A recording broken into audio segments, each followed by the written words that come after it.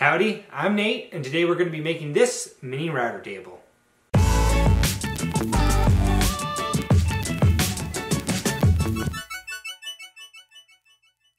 To begin with, I cut out all major components from some 3/4 inch plywood I had left over from a previous project. If you don't have any scrap material lying around, then you can purchase a 1/4 sheet of plywood to make this project. My plywood is oak veneer, which looks great but suffers from nasty tear-outs on crosscuts. I would recommend trying this project with a nice birch plywood. The sides that connect to the front piece will have rabbets. These rabbets would have been perfect to cut out on the router table, but for now I will cut them with the edge guide on my handheld router. I designed the base of the router table to have 3 sides and an open back with a stretcher to help keep things square but accessible. Yellow glue and some clamps would have been enough to join the base pieces, but with limited time and clamps, I decided to use brad nails to hold the boards together as they dry.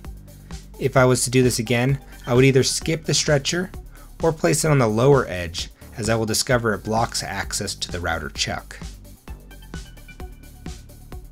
For the tabletop, I used a 1/4 inch double flute bit to bore out 2 parallel slots on the back side of the table. These create a track for an adjustable fence to slide in. This is a job the plunge router excels at. Using a straight edge from corner to corner, I marked the center of the tabletop board and drilled a pilot hole. I don't see myself using router bits larger than 1 inch, so 1.5 inch Forstner bit will be just fine for cutting out the router opening.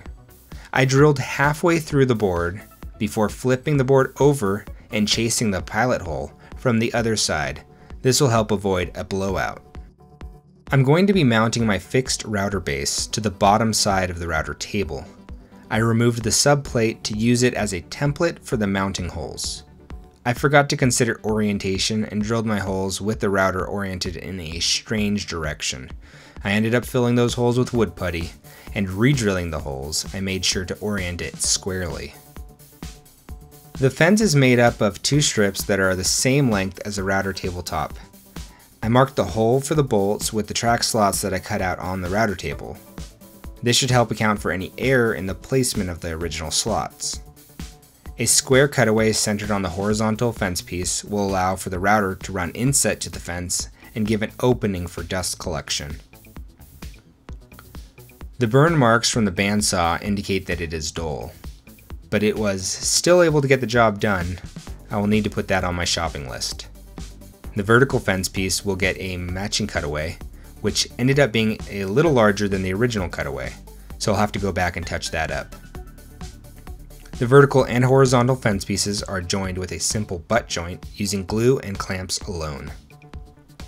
A simple mount on the back side of the fence for the dust extraction can be made with a small square of plywood. A 45-degree bevel on the top and bottom ends will allow it to meet flush with the vertical and horizontal fence pieces. I plan on connecting my Shopvac reducer coupling to my dust extraction port, so the hole needs to match. A Forstner bit roughly the right size will work since the reducer has a nice taper to it. The sides can be covered up with 2 small right triangle pieces. I attach these together and to the fence with a brad nailer. This way they are secure but also removable in case of a redesign in the future. When I moved to assembly, I discovered I oriented the router facing the opposite direction. Some days it feels like you can't do anything right.